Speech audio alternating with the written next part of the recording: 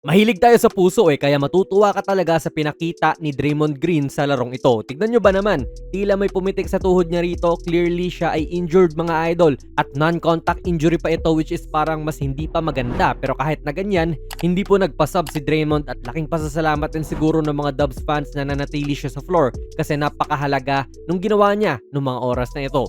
Dito muna tayo sa opensa. Alam nyo naman yung role niya dito eh. Hindi siya masyadong nagtititira kundi andyan siya para gawin yung play ni Coach Kerr at basahin ang depensa. Tulad dito na pumupose siya not to score talaga kundi hanapin yung kakampi niya. Ang play ng Warriors dyan ay ganitong aamba po si Guy Santos na magsiscreen siya kay Podziemski. So pwedeng mabilis ang cut ni Pods to papasok kung sakali man na gagawin yung screen. Pero yan lang pala yung pinapaisip ng Dubs dahil biglang nag-seal na lang si Santos dyan kontra sa smaller guard na si Darius Garland. Gandang setup to kasi ginulat nila yung help defense at ayun, wala na nga tumulong dyan sa ilalim.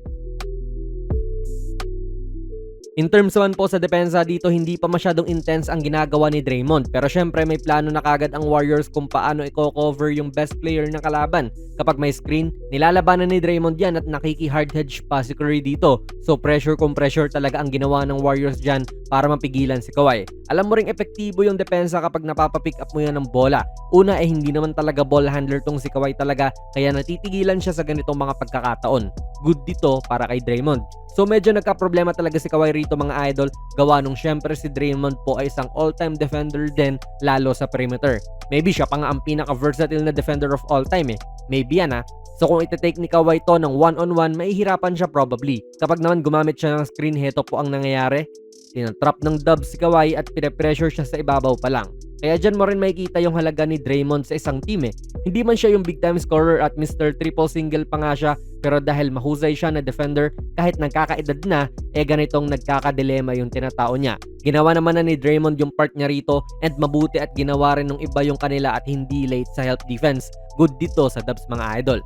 Solid din tong ginawa ni Santos idol. Lilihis muna tayo ng konti kay Draymond pero ayan nga siya at pumepesto kontra kay Kawhi upang gumawa muli ng play sana. Seal na si Draymond dito. Sabay si Curry ay naghahanda na rin kasi siya malamang yung hahanapin ni Draymond dito. At naniniwala ako mga idol na yan din exactly ang iniisip ng Clippers na gagawin ng Warriors dyan kasi biglang inatake ni Santos tong depensa ni Lopez wala nang nagawa pa yung ibang players ng Clips dyan. Dito wala namang gaano ginawa si Draymond. Dinikatan lang niya si Kawhi para sure na sure siyang hindi to makakawala. Baka kasi gumawa ng mga panggulat na play yung Clippers dyan tapos ang tumbok ay si Kawhi pa rin. Pero eventually, lumayo din siya kay Kawhi nung oras na para magbigay na rin siya ng help defense. Ina-ISO na rin kasi ni Garland to si Steph at pwedeng maiwanan to. So kita nga natin yan na nilayon niya na si Leonard. Ending mga idol nakakuha ng stop ang Dubs sa possession na ito. May impress ka talaga kay Draymond kasi halos hindi niya palampasin sa 13 si Kawhi. Oo, hindi lang naman siya yung tumatrabaho talaga tulad ngayon na umaangat si Lolo Al dyan.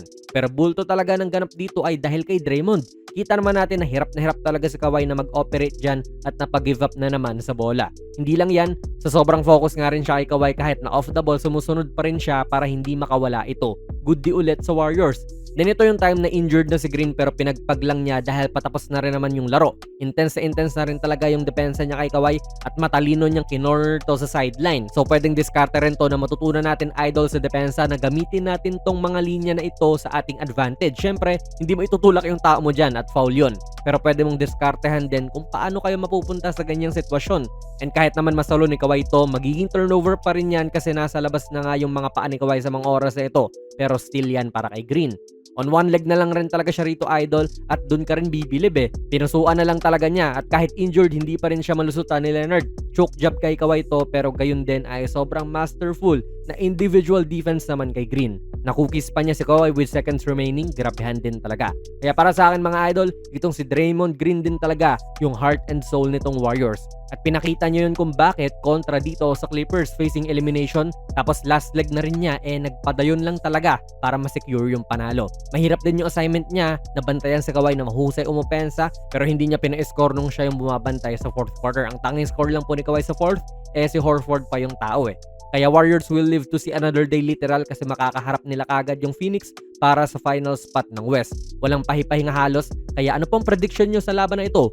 Warriors or Phoenix? Ilagay nyo lang po mga idol ang inyong mga komento sa ating comment section. Kung nagustuhan nyo po ang ating video ay pakipindot na lang idol ng like button. Mag-subscribe ka na rin sa ating channel. And ako nga pala si Jonas PB and as always, Hanggang sa muli.